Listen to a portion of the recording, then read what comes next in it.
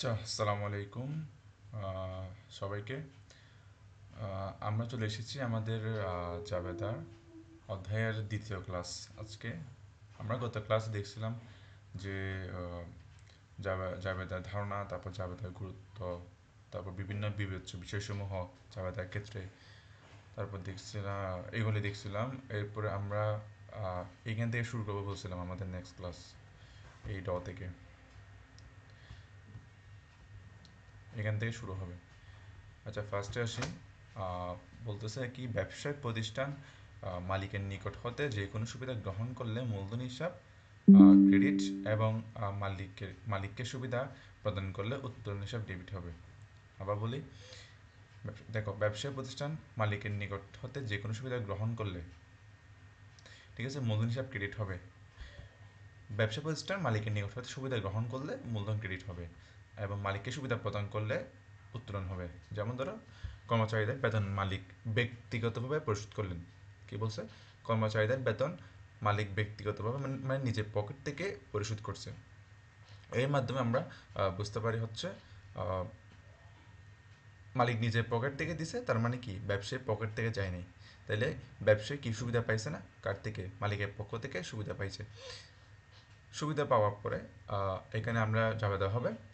তাহলে ক্রেডিট কি পাচ্ছি আমরা? শর্ত অনুযায়ী মূলধন হিসাব ক্রেডিট। আর ডেবিটটা কী হবে? যেহেতু বেতন প্রদান করছে, বেতন হিসাবটা এমনিতে ব্যবসার জন্য কি ব্যয়, তো ব্যয় হিসাবটা কি ডেবিট হয়ে গেছে। আশা করি এটা গেল। এরপরে মালিকের বাজার খরচ ব্যবসায় হতে পরিশোধ। মালিকের বাজার খরচ ব্যবসায়ী হতে পরিশোধ। খেয়াল করো, মালিকের বাজার খরচ মানে মানে ব্যবসায়ী পরিশোধ করছে মানে কি? মালিকের নিজের পকেট থেকে যায়নি, বাট ব্যবসায়ী পকেট থেকে গেছে। ব্যবসায়ী পকেট থেকে গেছে মানে কি? ব্যবসায় সুবিধা দিছে কাকে? মালিককে। মালিক সুবিধা গ্রহণ করছে। তখন কি হবে? দেখো, এখানে বলছে মালিককে যদি ব্যবসায়ী সুবিধা প্রদান করে, তখন উত্তোলন হিসাব ডেবিট হবে। এই যে সিম্পলি আমরা উত্তোলন হিসাব ডেবিট করলাম। এখন ক্রেডিট কি হবে? যেহেতু ব্যবসায়ী থেকে মালিক টাকা নিয়ে ফেলছে, মানে কি তার বাজার খরচ সে ব্যবসায়ী থেকে পরিশোধ করছে, তার মানে কি ব্যবসায়ী থেকে নগদ টাকা নিছে, তো নগদান হিসাব ক্রেডিট। আচ্ছা, এরপরে এই জিনিসটা নাম্বারে একটু বোঝানোর আগে আমাদের একটা জিনিস বুঝতে হবে। সেটা হচ্ছে আমরা বলছিলাম মনে হয় বাট্টা সম্পর্কে। বাট্টা একটু নিচের দিকে আছে। বাট্টা বলতে এখানে আমরা প্রধানত বুঝি কারবারি বাট্টা এবং নগদ বাট্টা। ওই জিনিসটা বোঝানোর আগে তোমাদের এই জিনিসটা একটু ক্লিয়ার করা দরকার, আমি মনে করি। এটা ঠিক আছে, শুরু করি। দেখো, এখানে কি বলতেছে? সাধারণ অর্থে কোনো বস্তুর নির্ধারিত মূল্য অপেক্ষা আচ্ছা, আমি বেসিক্যালি আসি। বাট্টা মানে কি বুঝি আমরা? কখনো দেখছো যে দোকানে গেলে ডিসকাউন্ট দেয়? আমরা তো ডিসকাউন্ট সম্পর্কে সবাই পরিচিত, বাট বাট্টা সম্পর্কে জানি না। অনেকে জানি, অনেকে জানি না। যারা কমার্সে আসছো, নতুন হিসেব বিজ্ঞান পড়তেছো, তারা বাট্টা সম্পর্কে একটু হলেও ধারণা পাবা আশা করি। তো আমরা বুঝি কি ডিসকাউন্ট। এখন ডিসকাউন্ট কয় প্রকার আছে? দুই প্রকার।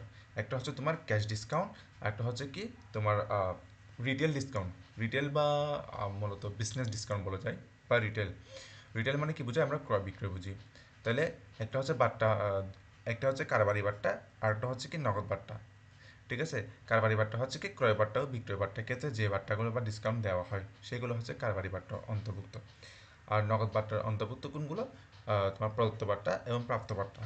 নগদ বাট্টা কখন হয়? যখন মনে করো তুমি কারো কাছ থেকে টাকা পাবা। আচ্ছা, এটা একটু পর আসি, আগে কারবারি বাট্টাতে বুঝাই ফেলি। প্রথমে আসে ক্রয় বাট্টা। আমি মনে করো একটা দোকান থেকে আমি জিনিস ক্রয় করলাম, একটু বেশি ক্রয় করছি, যার কারণে কি আমাদেরকে উনি অথবা কোনো ব্যবসায়ী আমাদেরকে কি দিল? ডিসকাউন্ট দিল, যে আপনি এত টাকা ক্রয় করলে আপনাকে এই 10% বা 5% বা 3% বা 7% এটসেট্রা আমরা কি দিব? ডিসকাউন্ট দিব। তো ডিসকাউন্ট দিচ্ছে ক্রয়ের ক্ষেত্রে, আমরা ক্রয় করছি তখন ডিসকাউন্ট পাচ্ছি। তাহলে এটা কি ওইটা ব্যবসার জন্য কোন বাট্টা? ক্রয় বাট্টা, ঠিক আছে। আর যখন বিক্রয় বাট্টা, যখন ব্যবসায়ী যখন সেল করতেছে। আচ্ছা, একটা ব্যবসায়ী পার্সপেক্ট থেকে বলি। মনে করি একজন ব্যবসায়ী বা ব্যবসা প্রতিষ্ঠান জিনিস ক্রয় করতেছে আরেকটা দোকান থেকে। তো দোকান থেকে ক্রয় করার ফলে সে কি পেয়েছে? বেশি ক্রয় করছে এই জন্য একটু ডিসকাউন্ট দিছে তাকে 5% না 3% দিছে মনে করো। ডিসকাউন্ট দেওয়াতে সে যেটা পাইছে সেটা হচ্ছে কি ক্রয়বারটা তার জন্য, সে ক্রয়বারটা হিসেবে উল্লেখ করবে কোথায় তার লেনদেনে। এরপরে বিক্রয়বারটা, ওই দোকান যার কথা বলতেছি সে জিনিস বিক্রি করতেছে, তো বিক্রি করার সময় তাকে একটু ডিসকাউন্ট দিলে কাস্টমার একটু খুশি হয়, তো সে ডিসকাউন্ট দিল, ঠিক আছে, ডিসকাউন্ট দিল, সেটা তার জন্য কি বিক্রয়বারটা। আচ্ছা এটা গেল। এরপর আসে নগদ বার্তা। নগদ বার্তার মধ্যে প্রথম হচ্ছে কি প্রদত্ত বার্তা। এটা কখন দেওয়া হয়? মনে করো তোমার দেনাদার, আমরা তবে দেনাদার মানে বুঝি যে আমি যার থেকে টাকা পাবো। তো মনে করো তুমি একজন থেকে টাকা পাচ্ছ বাবা, তো সে টাকাগুলো দিচ্ছে না, মানে দেরি করতেছে, বলতেছে ভাই আমি একটু পর দিব, আমার একটু এখন ফিনান্সিয়াল প্রবলেম, কিন্তু তোমার ফিনান্সিয়াল প্রবলেম সেটা ও বুঝতেছে না। তো তুমি একটা চিন্তা করলে যে ও টাকাগুলো দিতে যাচ্ছে না, আমি একটা কাজ করি, ওকে একটা ডিসকাউন্ট দিই, যে তুমি যদি আমি তোমাকে যদি 1,000 টাকা ডিসকাউন্ট দিই, তাহলে তুমি আমাকে টাকাগুলো এই তারিখের মধ্যে, না না না এরকম না, তুমি একটা শর্ত যোগ করে দিলা, সেটা হচ্ছে তুমি যদি আমার টাকাগুলো 10 দিনের মধ্যে যদি আমাকে যদি ফেরত দিয়ে দাও, তাহলে তোমাকে আমি কি দিব, 10% ডিসকাউন্ট দিব। মনে করো 20,000 টাকা পাবা, সেগুলো 10 দিনের মধ্যে সে যদি পরিশোধ করে দেয় 10 দিনের মধ্যেই, তাহলে তাকে তুমি কি দিবা, 10% মানে 2,000 টাকা ডিসকাউন্ট দিবা। তো 2,000 টাকা কিন্তু অনেক ওর জন্য, ঠিক আছে। তো ও চাইবে কি, তাহলে আমি ডিসকাউন্ট পাইলে তো মন্দ কি, আমাকে তো আমি টাকাগুলো দিয়ে দিতে হবে। তো তুমি ওর থেকে খুব আর্লি টাকাগুলো পেয়ে যাচ্ছ, তো তোমার যেহেতু তোমার প্রয়োজন হচ্ছে টাকাটা, তো তুমি ওকে ডিসকাউন্ট দিছো না, ওই ডিসকাউন্ট তুমি দিছো যে সেটা হচ্ছে কি প্রদত্ত বার্তা তোমার জন্য, ওইটা কিন্তু এক প্রকার খরচ, ঠিক আছে। আর এদিকে আসে প্রাপ্তবার্তা। প্রাপ্তবার্তা হচ্ছে তোমার তোমার থেকে টাকা পাবে আরেকজন, ঠিক আছে। তো ও তোমাকে ডিসকাউন্ট দিয়ে হচ্ছে, বা তুমি যদি আমাকে 10 দিনের মধ্যে বা 5 দিনের মধ্যে দিয়ে টাকা দিয়ে দিতে পারো, আমি তোমাকে 15% ডিসকাউন্ট দেবো, 15% ডিসকাউন্ট দেবো, 15%। তো তুমি এটা নিয়ে নেবে অবশ্যই, কারণ যে কেউ ডিসকাউন্ট নিতে চাই। তো ডিসকাউন্ট নেওয়ার ফলে তুমি যে ওই বার্তাটা ডিসকাউন্টটা পাইছো, ঠিক আছে, ওই ডিসকাউন্টটা তুমি যে পাইছো ওইটা কি প্রাপ্ত বার্তা। এই যে এখানে লেখা আছে, কারবারি বার্তা ইংরেজি হচ্ছে কি ট্রেড ডিসকাউন্ট, নগদ বার্তা ইংরেজি হচ্ছে কি ক্যাশ ডিসকাউন্ট। আশা করি তোমরা বুঝতে পেরেছ। এখন আমরা ওইটাতে যেতে পারি ঢ নাম্বারে। হ্যাঁ, দেনা পাওনা নিষ্পত্তির সময় যে পরিমাণ অর্থ ছাড় পাওয়া ও দেওয়া হয়, ইয়েস, দেনা পাওনা, এই যে একটু আগে বললাম, দেনা মানে কি দেওয়া, মানে তুমি তুমি টাকা একজনকে দিবা, তো ও তোমার জন্য পাওনা দেন না, তো এটা হচ্ছে কি দেনা। আর পাওনা মানে হচ্ছে কি পাওয়া, মানে তুমি একজন থেকে টাকা টাকা পাবা, ও তোমার জন্য কি দেনাদার। ওইটা নিষ্পত্তির ক্ষেত্রে মানে ওইটা টাকাগুলোকে নিষ্পত্তি মানে কি ক্লিয়ার করে ফেলা, ক্লিয়ারেন্স আর কি। তো ক্লিয়ার করার সময় যে পরিমাণ অর্থ ছাড় পাওয়াও দেওয়া হয়, হ্যাঁ, ছাড় মানে কি বার্তা, তা যথাক্রমে পাওনাদার ও দেনাদার হিসাবকে প্রভাবিত করবে। আমি একটু আগেই বললাম তোমাকে যে পাওনাদার ও দেনাদার হিসাবকে প্রভাবিত করবে, হয়তো বা পাওনাদার কমে যাবে, তাহলে দেনাদার কমে যাবে। এখন দেখি একটা লেনদেন, 10,000 টাকা দেনার পূর্ণ নিষ্পত্তিতে 9,000 টাকা প্রদান করা হলো। খেয়াল করো, 10,000 টাকা দেনার, দেনা মানে কি দেওয়া, মানে তুমি টাকাটা দিবা, তোমাকে দিতে হবে। তো 10,000 টাকা দেনার পূর্ণ নিষ্পত্তিতে 9,000 টাকা প্রদান করা হলো। হুম, তুমি প্রদান করছো। ছিল কত টাকা, মানে পাওনাদার ছিল কত, পাবে কত, পাওয়া কত ছিল কত, মানে পাওনাদারে 10,000 টাকা, কিন্তু তুমি দিছো কত, 9,000 টাকা। তো বাকি 1,000 টাকা কই গেল, ডিসকাউন্ট, তোমাকে ডিসকাউন্ট দিছে। তাইলে আমরা নর্মালি ডিসকাউন্টটা কি, তুমি পাইছো না প্রাপ্তবার্তা, তাহলে এটা কী হবে, ক্রেডিট, একটা ক্রেডিট পেয়ে গেলাম 1,000 টাকা। খেয়াল করো, খুবই খেয়াল করো, এগুলো সেন্সিটিভ। তো প্রাপ্তবার্তা ক্রেডিট লিখলাম। এরপরে তুমি নগদ টাকা প্রদান করছো না, ওই নগদ টাকা কত প্রদান করছো, 9,000 টাকা, ওই 9,000 টাকা হবে কি তোমার ক্রেডিট। তাহলে এখন ক্রেডিট দুইটা পাই গেলাম, মোট কত যোগ করলে কত হয়, ক্রেডিট ক্রেডিট যোগ করলে কত হয়, 10,000 টাকা। এখন আসি, তাহলে ডেবিট কী হবে, ওই যে পাওনাদার তোমার থেকে টাকা পাবে না, তুমি প্রদান করছো মানে কি তোমার থেকে টাকা পাইতো, তো পাওনাদার কমে গেছে কত, ওই 10,000 টাকা। ওইটাই খেয়াল করো এখন, এই এই 10 মানে এই ক্রেডিটের 10 আর ডেবিটের 10 সমান না, ইকুয়াল না, অবশ্যই ইকুয়াল। আমাদেরকে অবশ্যই ডেবিট ক্রেডিট সমান করতেই হবে। এরপর আসি এটাতে, দেনাদার হতে 7,000 টাকা পাওনার পূর্ণ নিষ্পত্তিতে 6,500 টাকা প্রাপ্তি। হুম, খেয়াল করো, মানে তুমি দেনাদার থেকে পাবা, টাকা পাবা, পাবা না মানে কি পাবা। তো পাবা যে তার নিষ্পত্তি করার জন্য তুমি 6,500 টাকা পাইছো, মানে নিষ্পত্তি হয়ে গেছে আর কি। ফুল টাকা নিষ্পত্তি করার জন্য তুমি কত টাকা পাইছো? 6,500 টাকা পাইছো। কিন্তু তোমার পাওয়ার কথা ছিল কত? 7,000 টাকা। তো 500 টাকা কই গেছে? তুমি ডিসকাউন্ট দিয়েছো ওকে, যাতে টাকাগুলো আর্লি পেয়ে যাও। ঠিক আছে? তো এখানে এখন আমরা প্রথম ফার্স্ট অফ অল ডেবিট করে ফেলি, ডেবিটগুলো বের করে ফেলি। ফার্স্টে আসি, তুমি বারটা প্রদান করছো, মানে প্রদত্ত বারটা। আমি একটু আগে বলছিলাম প্রদত্ত বারটা হচ্ছে কি বিআই, আর প্রাপ্ত বারটা হচ্ছে কি আয়। তো বিআই হলে ডেবিট, বিয়ে বাড়তেছে না, প্রদান করছো বিয়ে বাড়তেছে। তো বিয়ে বাড়ার ফলে কি 500 টাকা কি হবে, মানে প্রদত্ত বারটা ডেবিট হবে কত? 500 টাকা, ডিসকাউন্ট দিচ্ছে 500 টাকা। এরপর হচ্ছে ওই 9,000 টাকা তুমি পাইছো, 6,500 টাকা তুমি কিন্তু পাইছো। তো এটা কোন হিসাবে হবে? নগদান হিসাবে ডেবিট হবে 6,500 টাকা। এখন ক্রেডিট কি হবে? তুমি পাওয়ার কথা ছিল কত? 7,000 টাকা। তো ওইটা ফুল নিষ্পত্তি হয়ে গেছে না, ফুল পুনঃনিষ্পত্তি। এ দেখো, ডেবিট কত যোগ করলে কত হয়? 6,500 আর 500 যোগ করলে 7,000 টাকা। তো তেনাদের পাওয়ার কথা ছিল কত? 7,000 টাকা। তো ওইটা ফুল কমে গেছে না, মানে ক্রেডিট হয়ে গেছে না, সম্পদ কমে গেছে না, ওই জন্য কি হবে? দেনাদার হিসাব ক্রেডিট 7,000 টাকা। আশা করি বুঝতে পেরেছো।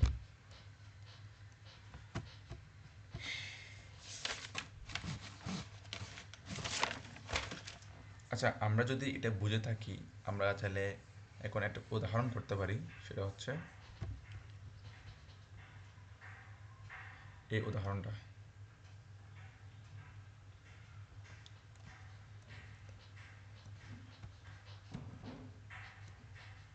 উদাহরণ একুতে এক। দেখো, উদাহরণ একটা করার জন্য বলতেছে আগে আমাদের প্রশ্ন পড়তে হবে যে জনাব নীলা চৌধুরী, নীলা এন্টারপ্রাইজ এর মালিক, ওনার দোকান 2017 সালের মার্চ মাসে তার ব্যবসায়িক কতিপয় লেনদেন ছিল নিম্নরূপ। কী কী লেনদেন ছিল? শুধু মার্চ মাসে 1 থেকে 30 তারিখ পর্যন্ত দেখতেছি আমি। প্রথমে পণ্য ক্রয়, আসবাবপত্র ক্রয়, বাহার নিকট বিক্রয়, ব্যাংকে জমাদান, বাকিতে পণ্য ক্রয়, কুরিন সঞ্চিতি ধার্য করা হলো, কুরিন হিসেবে অবলম্বন করা হলো, মণিহারি দ্রব্যাদি ক্রয়, কর্মচারীদের বেতন প্রদান। ওকে, এগুলো হলো লেনদেন। এখন বলতেছে কি আমাদেরকে সাধারণ জাবেদা নির্ণয় করতে। দেখো, ফার্স্ট অফ অল তোমরা এরকম একটা ছক এঁকে ফেলো। ঠিক আছে? ছক আঁকার পরে ফার্স্ট কলামে দিবা একটু ছোটো করে তারিখ, আর একটু বড় করে দিবা হিসাবের নাম ও ব্যাখ্যা। হিসাবের নামও থাকবে, ব্যাখ্যাও থাকবে কিন্তু। এরপর দেখবা খতিয়ান পৃষ্ঠা, ডেবিট টাকা, ক্রেডিট টাকা। এটা করে ফেলো। আমি এইগুলো তোমার ওয়ার্ড ফাইলে দেখাবো, কোনটা কোন মাসে, মানে কোন তারিখে কীরকম হবে। আমার বাংলাতে আমার একটু উইক তো টাইপিংয়ে, আমি ইংলিশটাই ইউজ করব। ঠিক আছে? আচ্ছা, তাহলে আসি। ইংলিশ বলতে অব্রোটা ইউজ করবো আর কি, অব্রো। ওকে, ফার্স্ট আসে মার্চের 1 তারিখ না? তোমরা চকটা করো, আমি জাস্ট এখানে আমার মতো করে করতেছি।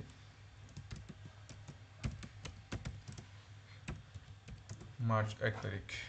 হুম,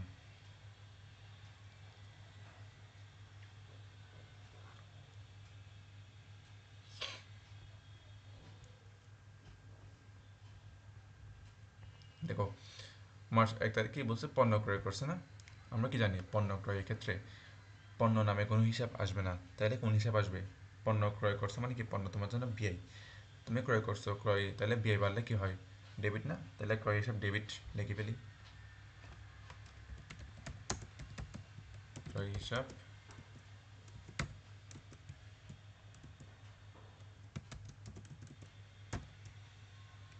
ক্রয় হিসাব ডেবিট।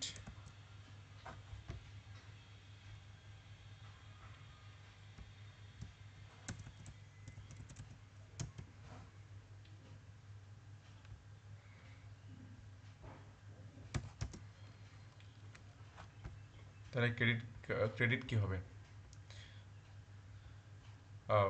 তুমি পণ্য ক্রয় করছো, নগদে করছো না? অবশ্য ক্যাশ টাকা দিয়ে তো করছো। তো নগদ চলে গেলে কি হয়? সম্পদ কমে গেছে না? সম্পদ কমে গেলে কি হয় ক্রেডিট, তাহলে হিসাবটা কি হবে নগদান হিসাব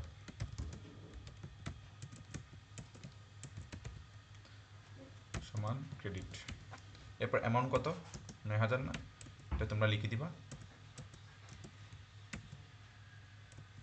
অ্যামাউন্টটা তোমরা লিখে দাও অ্যামাউন্ট। এরপর আসি আসবাবপত্র ক্রয় 12,000 টাকা। আসবাবপত্র আমাদের জন্য সম্পদ, তো যখন আসবাবপত্র ক্রয় থাকবে তখন কিন্তু এটা ব্যয় হবে না, এটা হবে কি সম্পদ, এটা আমার ব্যবসায়ী সম্পদ আসতেছে। তো আমরা কি লিখবো ডেবিট কি হবে, সম্পদ বাড়লে ডেবিট হয় মার্চের 2 তারিখ, তাহলে কি হবে আসবাবপত্র হিসাব ডেবিট। তুমি আসবাবপত্রটা নগদে ক্রয় করছো না, ঠিক আছে, তো নগদান হিসাব কী হবে কমে যাবে, তাইলে নগদান হিসাব ক্রেডিট, সম্পদ কমে গেছে। এই মানে বুঝতেছো একটা যে একদিকে সম্পদ বাড়তেছে আরেকদিকে সম্পদ কমতেছে।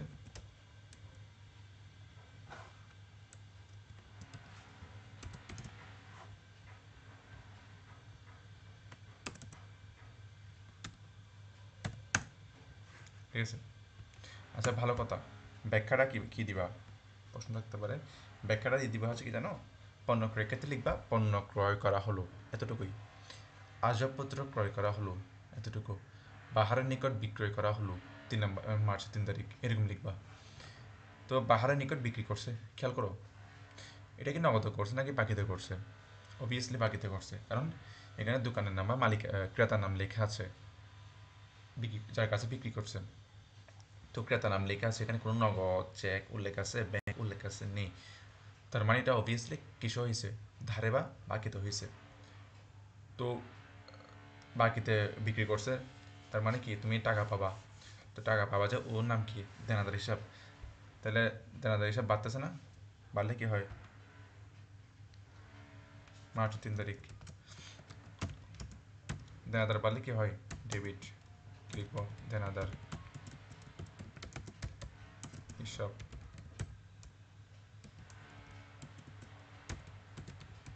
ডেবিট। আচ্ছা তুমি বিক্রি করছো না, বিক্রি তোমার জন্য কি আয় না, আয় বাড়লে কি হয় ক্রেডিট, বিক্রয় হিসাব। অ্যামাউন্ট কত, যত অ্যামাউন্ট সেটা লিখে দিবা 15,000 টাকা। এরপর আসি মার্চের 7 তারিখ, ব্যাংকে জমা দিছে, ব্যাংকে জমা দান, ব্যাংক ব্যাংকে জমা দিচ্ছে মানে কি তোমার অ্যাকাউন্টে, মানে তোমার ব্যবসায়ী প্রতিষ্ঠানের অ্যাকাউন্টে কি জমা করছে, তো ব্যবসায়ী প্রতিষ্ঠানের অ্যাকাউন্টে জমা করলে ব্যাংক হিসাব বাড়বে না, ব্যাংক ব্যালেন্স বেড়ে যাবে না, তো ব্যাংক ব্যালেন্স বাড়লে ব্যাংক হিসাবই বাড়ে, তো ব্যাংক হিসাব বাড়লে ডেবিট হয়, মানে সম্পদ বাড়তেছে, সম্পদ বাড়লে কি হয় ডেবিট হয়, ডেবিটটা লিখে ফেলি মার্চের 7 তারিখ।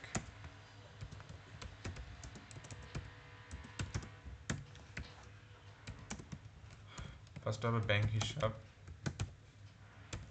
ডেবিট, ক্রেডিট কি হবে, তুমি ব্যাংকে টাকা জমা করছো সেটা কি নগদে করছো না নাকি বাকিতে, ব্যাংকে জমা তো অবশ্যই নগদেই হয় ক্যাশ দাও, তাহলে ক্যাশ কমে যাচ্ছে তোমার ব্যবসা থেকে, তাহলে কি হবে নগদান হিসাব ক্রেডিট।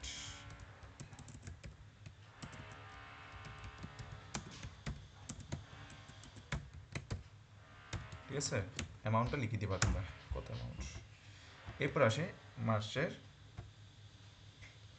9 তারিখ, বাকিতে পণ্য ক্রয় করছে, ইয়েস বাকিতে পণ্য ক্রয় সেটা লিখে দিছে, তাহলে এটা নগদে হয় নাই, এটা বাকিতে হয়েছে, তাহলে ফার্স্ট হবে ডেবিট হবে ক্রয় হিসাব, আর বাকিতে ক্রয় করছো মানে কি তোমাকে টাকাগুলো দিতে হবে ওই দোকানদারকে পরে দিতে হবে, তাইলে পাওনাদার তোমার থেকে টাকা পাবে, তাইলে ও কি পাওনাদার, তাহলে মার্চের 10 তারিখ না 9 তারিখ, মার্চ 9, কি বলছি ক্রয় হিসাব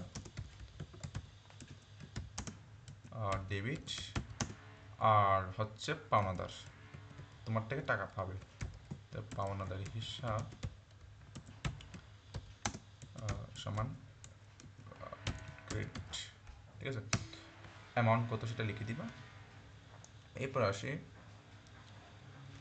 কুড়ির সঞ্চিতি ধার্য করা হলো, কুড়ির সঞ্চিতি এটা একটু বোঝার জিনিস। আমি আসলে ফার্স্টে বলি, একটু ওভারভিউ দিয়ে দিই, জাস্ট বেসিকটা বলবো। কোরিয়ান, প্রথমে আসে কোরিয়ান নামটা কী জিনিস। কোরিয়ান লিখবা, কোরিয়ান মানে হচ্ছে অনাদায়ী পাওনা। এখন অনাদায়ী পাওনা কী জিনিস? অনাদায়ী পাওনা হচ্ছে তুমি ওইটা মানে এমন একটা অ্যামাউন্ট যেটা তুমি পাওয়ার কথা, কিন্তু সেটা তুমি আর পাবা না, ভবিষ্যতে পাবা না আর। এটা উল্লেখ করে দিছে কে? যে তোমার যার থেকে তুমি টাকা পাবা, মানে তোমার দেনাদার উল্লেখ করে দিছে, ভাই আমি এই টাকাটা আপনাকে দিতে পারবো না, ঠিক আছে? তো ওই অ্যামাউন্টটা কি মনে করো 1,000 টাকা, ওইটাও দিতে পারবে না, সম্ভবই না। এটা পুরাই মানে গিয়ে গেছে লিখিত যে এটা দিতে পারবে না। তাহলে ওই যে এটা তোমার জন্য এক প্রকার বিয়ে না, তোমার জন্য এক প্রকার ক্ষতি না? ক্ষতি আমরা জানি, ক্ষতি পারলে কি হয়, ডেবিট না? ঠিক আছে? তো করিন হিসাবটা আমাদের মূলত কী হবে, ডেবিট হবে, এটা এক প্রকার বিয়ে। তো ওই যে পাবা না, ওই অ্যামাউন্ট হচ্ছে কি কুরিন, মানে অনাদায়ী পাওনা, যেটা কখনো তুমি পাবা না, ঠিক আছে? এটাই হলো কুরিন। এখন আসে কুরিন সঞ্চিতি। সঞ্চিতি মানে আমরা কি বুঝি, সংরক্ষণ করা বা জমা করা, বা তোমাদের এটা মানে জমা করা আর কি, সঞ্চিতি বা ফান্ড, ফান্ড বলি। তো কুরিন সঞ্চিতি হচ্ছে মূলত যখন তুমি জানতে পারো যে তোমার ভবিষ্যতে কুরিন হবে, মানে কুরিন বেড়ে যাবে, তুমি কতগুলো কিছু অ্যামাউন্ট হতে পারে টাকা পাবা না, আর কখনো পাবা না ভবিষ্যতেও। তো তুমি এটা আগে থেকে জানো, কনসিয়াস আছো, মানে সতর্ক আছো, তো ওই জন্য তুমি একটা কী করলা, সঞ্চিতি ক্রিয়েট করলা। সঞ্চিতি ক্রিয়েট করলে ওটা তোমার জন্য কি হয়ে যাবে, তোমার ব্যবসার জন্য কি দায় হয়ে যাবে। কারণ তুমি ওই সঞ্চিতি তুমি কিন্তু কোনো পারপাসে ইউজ করতে পারবে না, শুধু কুরিনের জন্য ইউজ করতে পারবা। তো ওইটা কিন্তু তোমার ব্যবসায়ের মধ্যে কোনো সম্পদের মধ্যে ইফেক্ট ফেলতেছে না। ওটা তোমার কোনো কোনো সম্পদ না বা কোনো নগদ টাকা না, ওটা এক প্রকার সঞ্চিতি। সঞ্চিতি তোমার ব্যবসার জন্য কী হবে, দায় হবে, বুঝছো? মানে এটা তোমার ব্যবসা প্রতিষ্ঠান আসলে এটা পূরণ করতে দায়বদ্ধ, এরকম বোঝাচ্ছে আর কি। তো তাহলে কুরিন হিসাব হবে কি, ব্যয় হিসাব।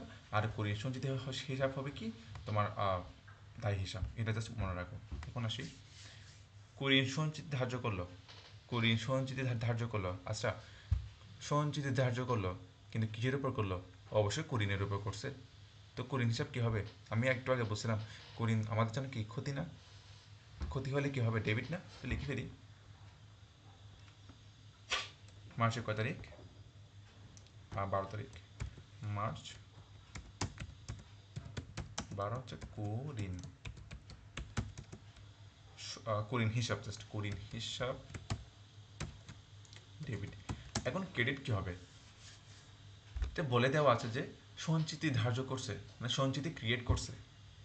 সঞ্চিতি ক্রিয়েট করলে কি হবে, ক্রেডিট। নামটা কি হবে, কুরিন সঞ্চিতি, ঠিক আছে? সঞ্চিতি কি হবে, ক্রেডিট হবে, শেষ হয়ে গেল। এরপর আসতেছে কুরিন হিসেবে অবলোকন করলো, কুরিন হিসেবে অবলোকন করা হলো। আচ্ছা কুরিন কিসের উপর ধরি আমরা, পাওনাদারের উপর, সরি সরি সরি দেনাদারের উপর। মানে তুমি টাকাটা পাবা না দেনাদার থেকে, ওইটাই।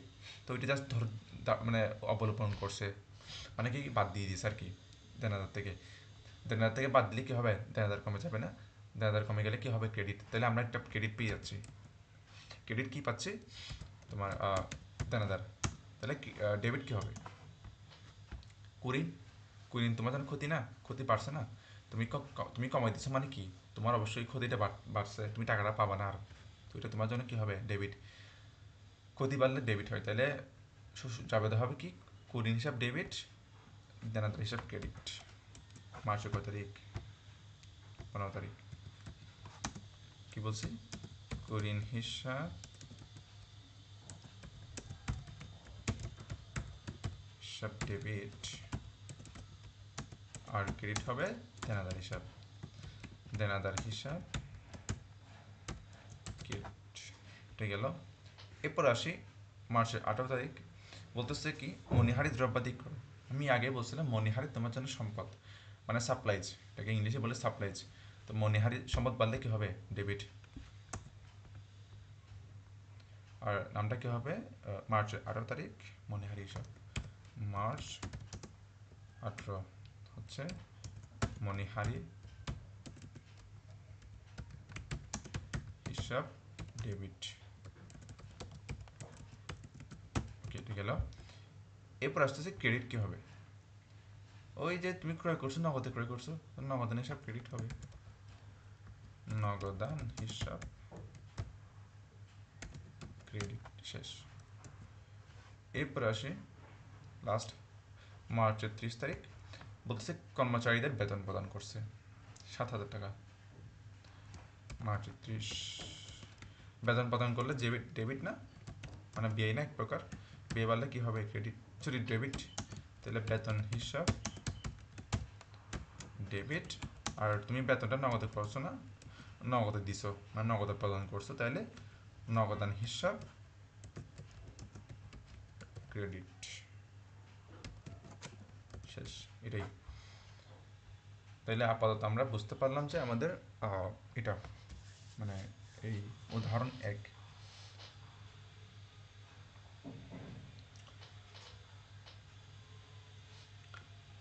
আচ্ছা,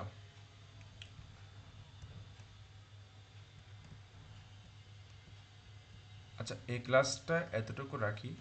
আহ, আজকেরটা একটু ছোটো হবে আর কি ক্লাস, পরবর্তী ক্লাসগুলো অনেক বড় হবে, ওইখানে বোঝানোর মতন অনেক কিছু আছে। আর আমাদের জাবেদা কিন্তু শেষ নেই, জাবেদা অনেকগুলো জাবেদা আছে। এই যে এই জাবেদাটা আমরা করতে পারতাম, এটা এই উদাহরণ 2টা, বাট এখানে একটি করার নিয়ম হচ্ছে কি, এখানে কিছু জাবেদা আছে, মনে করো এই জাবেদাগুলো, এই যে এই সংশোধনী জাবেদা, সমন্বয় জাবেদা, ঠিক আছে, এই যে সংশোধনী, এটা, তারপর এটা, এগুলো বুঝাইতে হবে আমার, এগুলা একটু বড় বড় ক্লাস নিতে হবে এগুলো বোঝানোর জন্য, ঠিক আছে। তো ওই জন্য আজকে ক্লাসটা মানে এই ক্লাসটা এতটুকু রাখি। পরবর্তী ক্লাসে আমরা ওইগুলো নিয়ে একদম বিস্তারিত আলোচনা করব। ততক্ষণ ভালো থেকো। আসসালামু আলাইকুম।